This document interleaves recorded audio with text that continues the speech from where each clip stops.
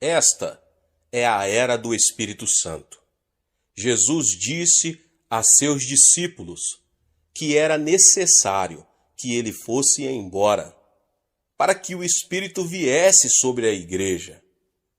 E no dia de Pentecostes, o Espírito desceu sobre os 120 crentes fiéis que estavam aguardando sua presença em Jerusalém e os encheu de poder.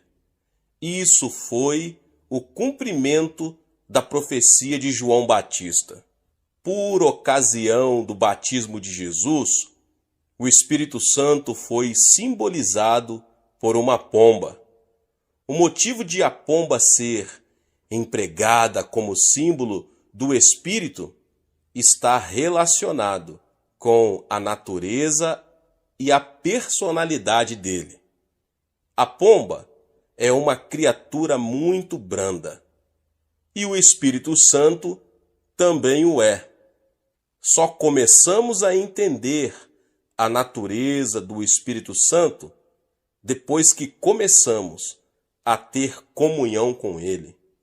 No Antigo Testamento, não vemos o Espírito Santo como uma personalidade distinta. No Novo Testamento, ele apresenta Cristo de tal maneira que é possível não notarmos como é rica a natureza da terceira pessoa da Trindade. E como podemos chegar a conhecer o Espírito Santo? Só nos tornamos conscientes da sua natureza quando nos entregamos de fato à oração. De todos os evangelhos, o que contém mais referência ao Espírito Santo é o de João. No capítulo 14, ele é identificado como o Espírito da Verdade e como o Consolador. É o Espírito da Verdade porque nos revela a profundidade e o significado da palavra. É o Consolador porque dá ao nosso coração uma paz que o mundo não pode conceder. Para o mundo só existe paz quando cessam as hostilidades. Mas o Espírito Santo nos dá paz em qualquer circunstância. Assim, quando aprendemos a andar no Espírito, aprendemos a viver em paz e em verdade. Então, se alguém não experimenta a verdade em sua vida, ou se não caminha na paz de Deus, provavelmente não está andando no Espírito. O Espírito Santo pode abençoar-nos quando lemos a Bíblia. E ele pode dirigir-nos quando damos testemunho de Cristo. Pode ungir-nos quando pregamos a palavra de Deus ou ensinamos suas verdades. Quem deseja ter uma comunhão íntima com o Espírito Santo precisa orar muito. Eu aprendi isso nos primeiros anos de meu ministério. Eu estava me esforçando muito para ganhar almas para Cristo, mas com poucos resultados. Certo dia, quando orava, o Senhor me falou o seguinte: quantas cordonizes o povo de Israel teria de apanhar se tivesse ido caçá-las no deserto? Bem poucas, Senhor, respondi. Como eles apanharam as cordonizes? Continuou o Senhor. Deus mandara a ventania que trouxera as cordonizes. Ele estava me mostrando a diferença entre ganhar almas sem a estratégia do Espírito Santo e ganhá-la num trabalho de cooperação com ele. Em seguida, Deus me disse uma coisa que transformou totalmente a minha vida. Você tem que aprender a conhecer o Espírito Santo e trabalhar com ele. Eu sabia que era regenerado, sabia que estava cheio do Espírito Santo, mas sempre pensava que o Espírito Santo era apenas uma experiência de vida cristã e não uma personalidade. Então, para conhecer o Espírito Santo, eu teria que passar algum tempo em conversa com ele e também deixar que ele falasse comigo.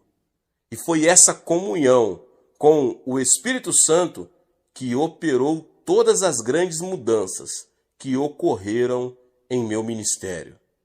A criação de sistema de células na igreja nasceu da comunhão com o Espírito Santo em oração. A fundação do nosso ministério, crescimento da Igreja Internacional, também resultou da comunhão com o Espírito Santo.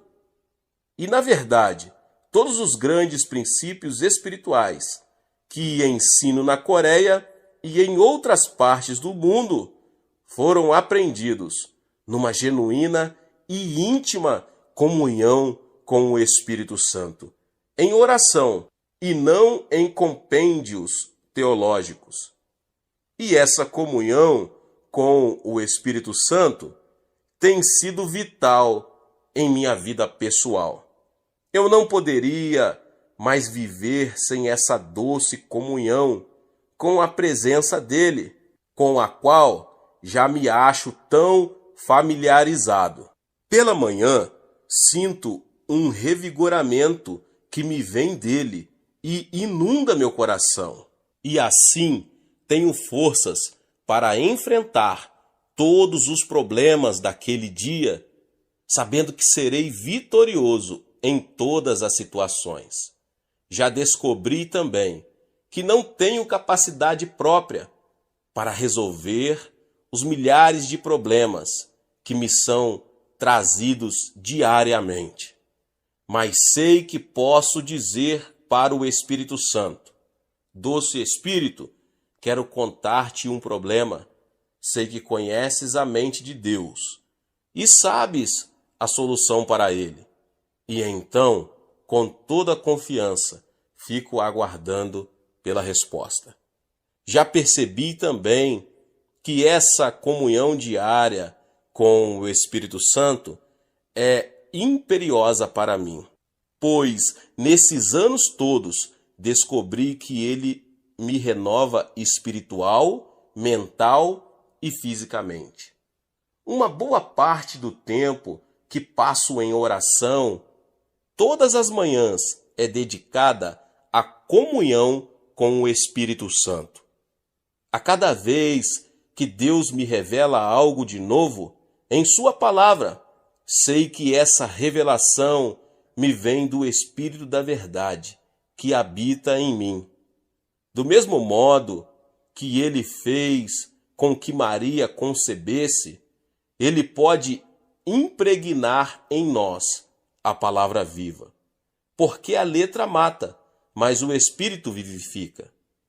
É por isso que milhares e milhares de pessoas fazem fila na porta de nossa igreja, aos domingos, na hora de cada um de nossos 7 cultos. É por isso que nosso culto televisionado na Coreia é um dos programas de maior índice de audiência em nosso país. As pessoas não querem simplesmente que se lhes ensine a palavra, mas anseiam pela verdade, que é ungida pelo Espírito Santo. Paulo vivenciou esse tipo de ensino.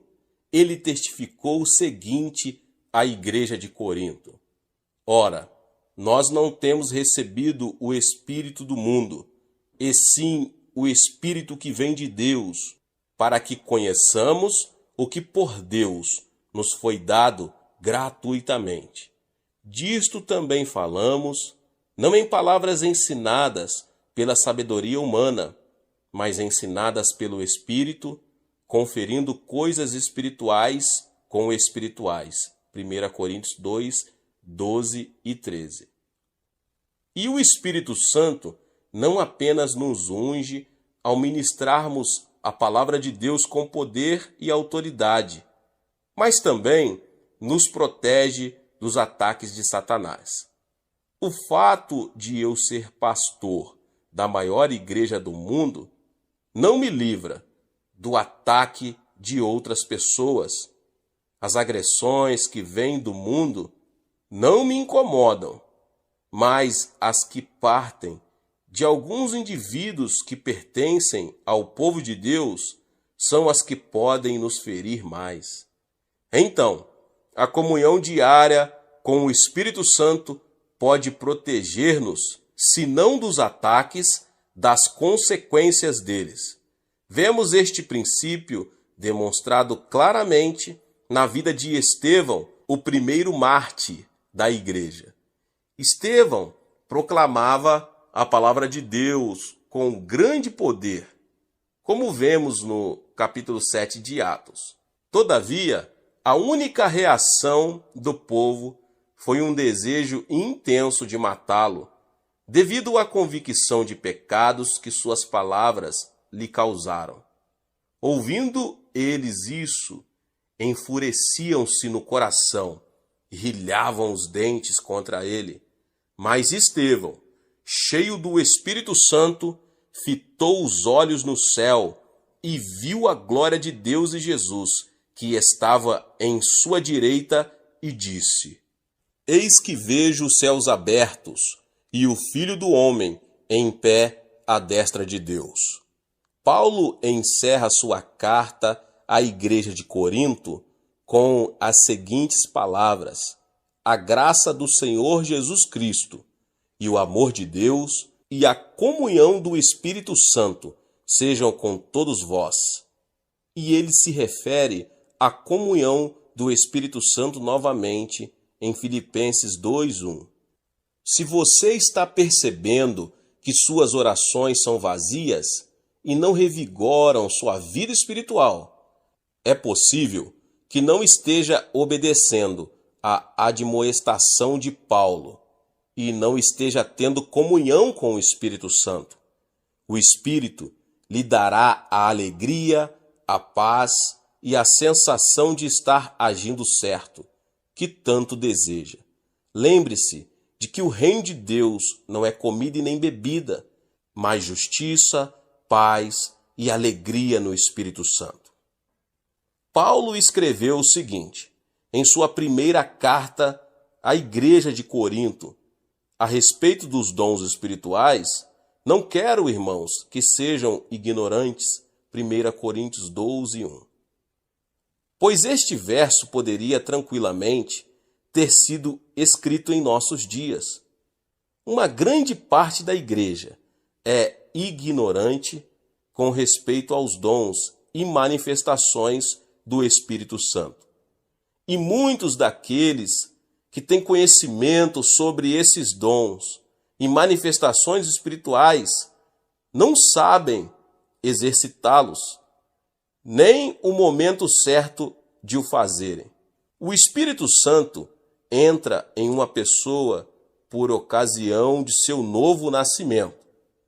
E a Bíblia nos aconselha a buscar, a partir daí, um relacionamento cada vez mais íntimo com Ele. Chamo a isso receber a plenitude do Espírito Santo. Chegamos a essa plenitude por meio da oração, e é pela oração também que aprendemos a exercitar nossos dons espirituais. Paulo menciona os dons de ministério em diversas referências bíblicas. Esses dons são distribuídos segundo a vontade de Deus, mas Deus dispôs os membros, colocando cada um deles no corpo, como lhe aprouve, 1 Coríntios 12:18. Assim que descobrimos qual é o nosso dom de ministério, é nossa responsabilidade desenvolver esse dom. Não te faças negligente para com o dom que há em ti, o qual te foi concedido mediante profecia, com a imposição das mãos do presbitério. Medita essas coisas e nelas sê diligente, para que o teu progresso a todos seja manifesto. 1 Timóteo 4, 14 e 15. Neste último texto, Paulo diz a Timóteo que, se meditar em oração, poderá desenvolver o dom de ministério que lhe fora dado. Em 1 Coríntios 12, ele apresenta os dons de ministério, não os engatando, mas citando apenas os essenciais: apóstolos, profetas e mestres. Em seguida, acrescenta uma segunda lista de dons de ministério que não são menos valiosos que os primeiros: milagres, dons de curar, socorros, governos, variedade de línguas. Na carta aos Efésios, ele desdobra mais a lista do primeiro grupo de dons de ministério. Ele mesmo concedeu um para apóstolos, outros para profetas, outros para evangelistas e outros para pastores e mestres. Efésios 4:11. No versículo seguinte, ele mostra qual é a finalidade desse primeiro grupo de dons, com vistas ao aperfeiçoamento dos santos para o desempenho do seu serviço, para a edificação do corpo de Cristo.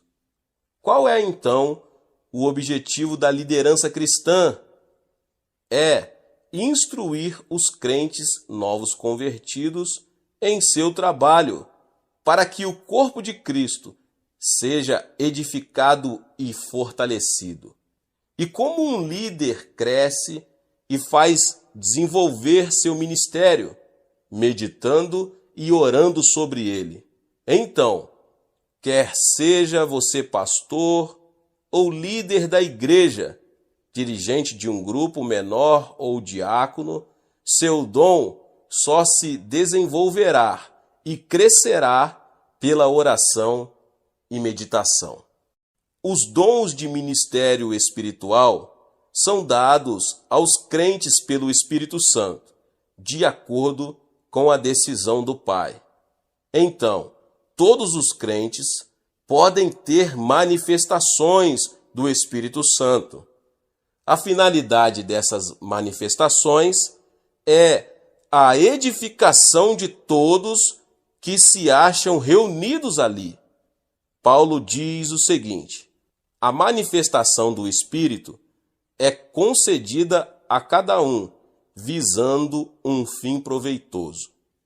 Porque a um é dada, mediante o Espírito, a palavra da sabedoria, e a outro, segundo o mesmo Espírito, a palavra do conhecimento, e a outro, no mesmo Espírito, a fé, e a outro, no mesmo Espírito, dons de curar, a outro, operações de milagres, a outro, profecia, a outro, discernimento de espíritos, a um, variedade de línguas, e a outro, capacidade para interpretá-las. Mas um só, e o mesmo Espírito realiza todas as coisas, distribuindo-as como lhe apraz, a cada um individualmente. O capítulo 14 da carta de 1 Coríntios é todo dedicado à explicação sobre a prática correta das manifestações do Espírito Santo, principalmente em relação a um culto público. O objetivo principal da manifestação é a edificação de todo o grupo, e não o seu uso para exibição de espiritualidade e a posse dos dons espirituais por parte de um indivíduo. No capítulo 13, que é mais conhecido como o capítulo do amor, o apóstolo não diz que amar é melhor do que ter dons espirituais, mas mostra qual é a motivação correta para a prática dos dons. Entretanto, procurai com zelo os melhores dons. E eu passo a mostrar-vos ainda um caminho sobremodo excelente. 1 Coríntios 12, 31. Observamos que Paulo não está dizendo aí, vou mostrar-lhes uma coisa mais excelente. Não. No capítulo 13, ele está preocupado com o caminho sobremodo excelente. Como Deus é um Deus de ordem, tudo o que se faz numa igreja deve ser feito também em ordem, porque Deus não é Deus de confusão, e sim de paz. Ao ensinarmos aos crentes da Coreia a prática da oração para que a igreja seja edificada sobre uma base bíblica sólida, não ignoramos os dons espirituais apresentados em 1 Coríntios. O meio de se cultivar os dons e manifestações espirituais é dedicar-se à oração. Pela oração, os diversos dons de ministério são operados conjuntamente, em vez de competirem entre si. Pela oração, aprendemos a ter motivação do amor, o qual mantém todos os dons e manifestações espirituais em sua dimensão correta. A oração é a chave da vitória. A Bíblia não consiste apenas em letras impressas em tinta preta sobre um papel branco. É mais que isso. As palavras impressas nela não são meras palavras, são a palavra de Deus. Deus é espírito e importa que os seus adoradores o adorem em espírito e em verdade. João 4:24. Jesus disse o seguinte: o espírito é o que vivifica, a carne para nada aproveita. As palavras que eu vos tenho dito são espírito e são vida. João 6:63. Portanto, o Espírito Santo pode criar em nós uma sensibilidade espiritual, de forma que sejamos capazes de entender a palavra de Deus numa nova dimensão, numa dimensão muito maior. Paulo salienta também este ponto. Mas falamos a sabedoria de Deus em mistério, outrora oculta, a qual Deus pré-ordenou desde a eternidade, para a nossa glória. Sabedoria essa que nenhum dos poderosos deste século a conheceu, porque se a tivessem conhecido, jamais teriam crucificado o Senhor da glória. Mas como está escrito, nem olhos viram, nem ouvidos ouviram, nem jamais penetrou ao coração humano o que Deus tem preparado para aqueles que o amam.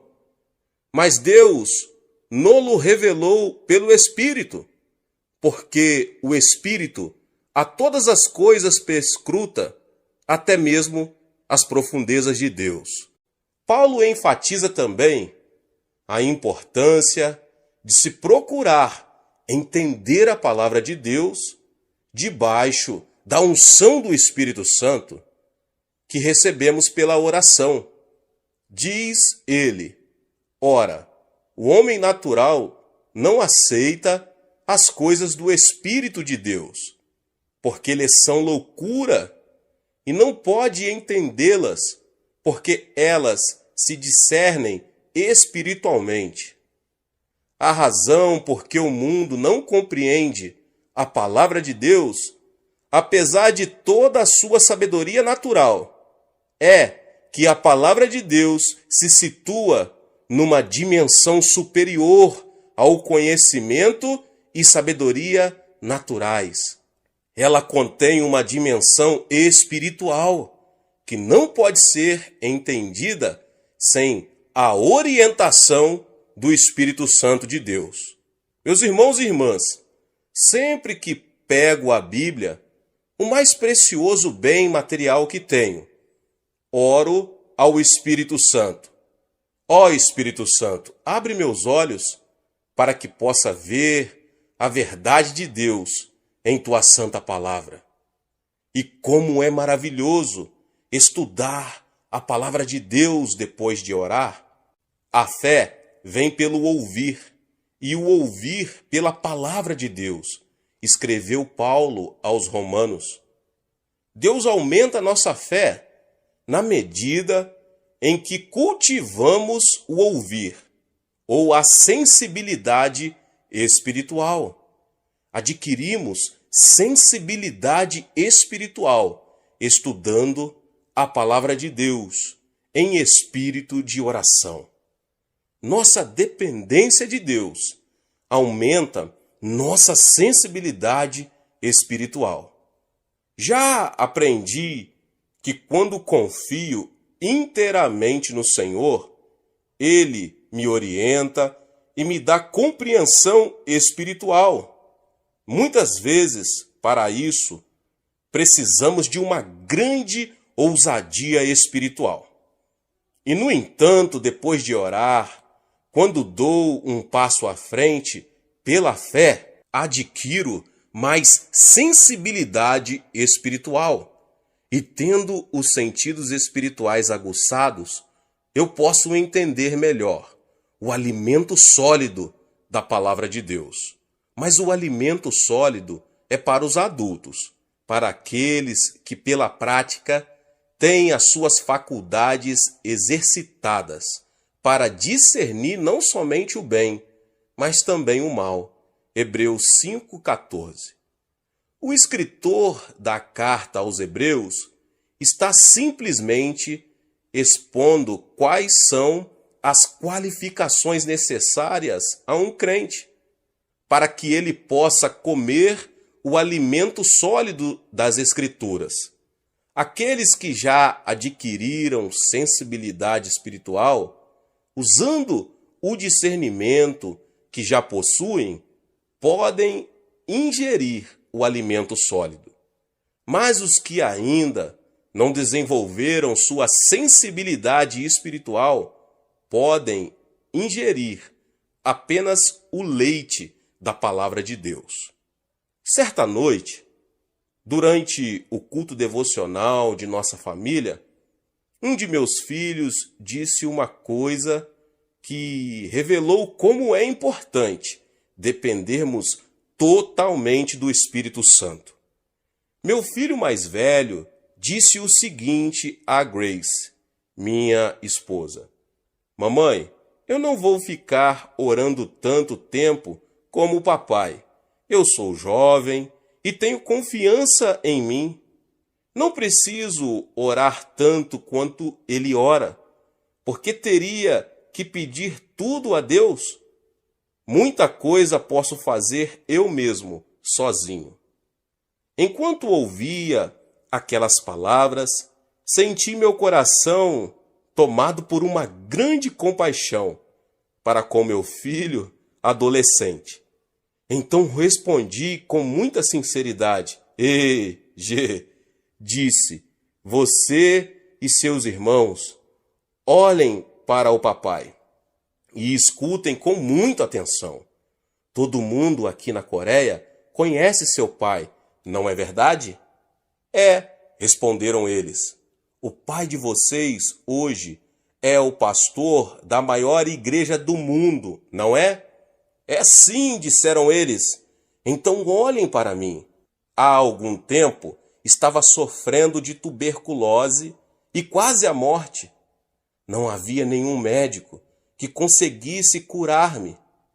Além disso, o pai de vocês era muito pobre e não tinha meios de ir para um hospital para se tratar.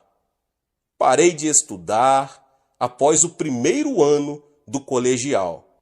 Não possuo uma elevada posição social, não tenho antepassados famosos e, como pessoa, não tenho nada de que me gabar.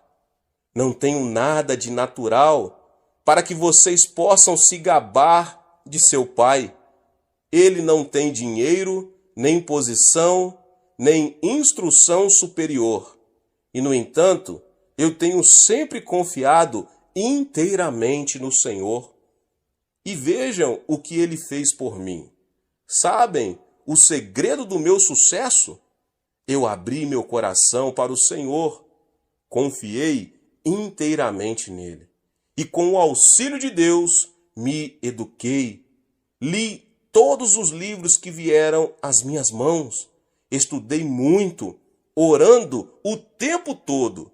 Hoje, pela graça de Deus, sou o que sou. Filhos, se vocês confiarem apenas em sua própria força, em seus estudos e conhecimento natural, ficarão atolados na lama deste mundo. Não sejam ignorantes, aprendam a depender sempre de Deus, como eu faço. Depois de dizer isso a meus filhos, tive certeza de que não apenas tinham ouvido, mas também tinham compreendido as implicações do que eu estava dizendo. Depois que entenderam como é importante termos uma total e completa dependência de Deus, a atitude deles mudou muito, tanto quanto a expressão de seu semblante. Pela oração, eu não apenas me torno mais sensível à palavra de Deus, mas também aprendo a discernir melhor a presença do Senhor. Há momentos quando estou em oração e comunhão com Deus, em que a presença dele é tão real que tenho a sensação de que ele está ali, pertinho, e posso até tocar nele. E após passar algum tempo em companhia com o meu amado Senhor, sinto-me tão revigorado. Se uma pessoa não goza desse tipo de comunhão com Deus em oração, a vida cristã pode tornar-se muito cansativa e rotineira, principalmente se ela está no ministério pastoral. Se você ainda não experimenta regularmente esta comunhão, está na hora de começar agora. Pegue agora a sua Bíblia, a palavra de Deus, e comece pedindo ao Espírito Santo que faça que a presença de Cristo torne-se bem real para você. Peça-lhe que lhe dê uma nova compreensão de sua palavra. Peça-lhe que o coloque numa nova dimensão de comunhão com o Espírito Santo, para que você possa ter uma sensibilidade espiritual para a glória e honra do Senhor. Deus te abençoe mais uma vez, você que ouviu essa palavra. Se você não é inscrito no canal, se inscreva no canal. Todos os dias são postados vídeos abençoados aqui no canal. Ative também o sininho das notificações. Deixe também o seu like e não esqueça de compartilhar este vídeo, esta palavra, com mais pessoas. Nos vemos nos próximos vídeos. Amém!